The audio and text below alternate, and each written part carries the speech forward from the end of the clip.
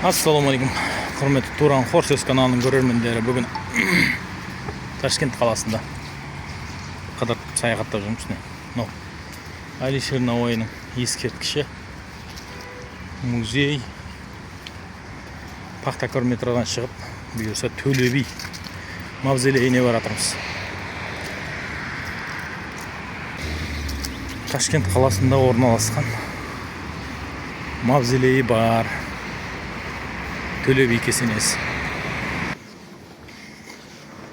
Төле би Әлібекұлының мавзолейіне келіп жатқан екен бұйырса.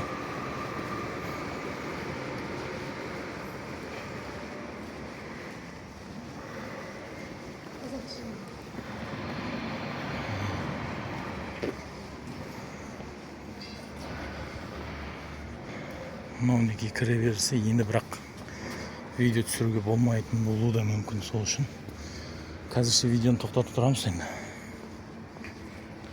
Төле Әлібекұлы 1663-1756 жылдары жасап өткен қоғам қайраткері, шешен, ұлы жүздің бас биі Қазыбек Әйтеке бидің қолдауымен 300-ге төбе би болып сайланған.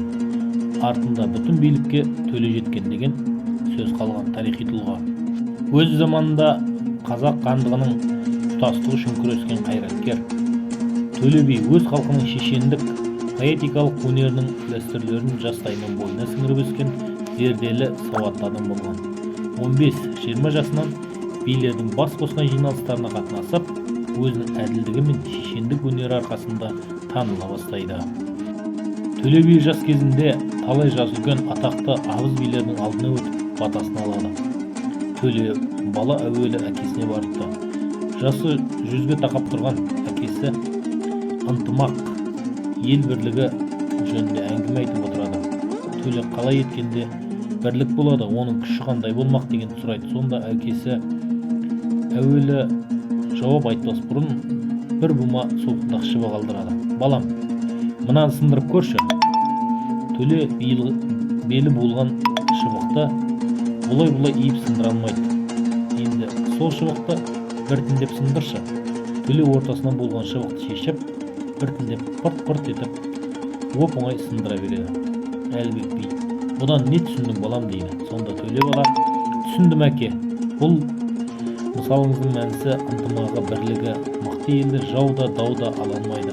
Саяқ жүрген таяқ жейді. Демекші, бірлігі, ынтымағы жоқты, жауда оп-оңай алады дегеніңіз ғой, деген екен. Бәрекелді балам, дұрыс таптың. Ел билеу үшін алдымен елді ауызбіршілікке, ынтымаққа шақыра біл. Бақ, қайда барасың дегенде, ынтымаққа барамын дегеннің мәнісі осы депті. Ертеде Шу өзенінің Балқашқа жақын жайылым алқабына Үйсін мен Арғын тайпаларының белді білектері таласыпты. Екі жақтың билері бас қосып кеңесіп, бәті бола салмайды. Көпшілікке еріп барған 15 жасар Төле билік айтушыларға көңіл толмайды. Ол ақ деп бағалар, о игі жақсы ағалар, өзегі талса ел біткен, өзен бойын жағалар деп сөз бастай бергенде, ата тұрып ұл сөйлегеннен без, ана тұрып қыз сөйлегеннен без деуші еді. Мына бала кім өз дейді төрде тұрған би. Төле қасқая қарап тұрып, о би ата, 13-те отау иесі демес бе, кінәлім бе келіп қалсам 15-ке, сөз сөйледім бұйыра көрмеңіз айыпқа. Алакөз болу ағайын адамға лайық па? Деп бір тоқтады да төрде отырған биге бұлай деп сауал қояды. О игі асқар тауымыз, әділме осы дауымыз.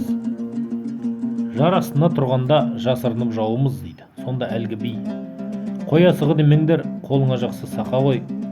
Жасы кіші демеңдер, ақылы асса аға ғой деген ғой.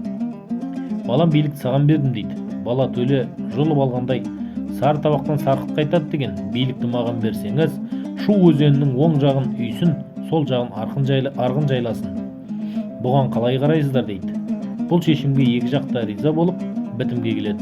Сонда төрдегі би, үй баласы ма деп едім, ел баласы екенсің. Ай маңдайлы арысым, талабың алдан өтетін. Ауылыңның таңы бол, маңдайындағы бағы бол деп, бала Төлеге бата берген екен.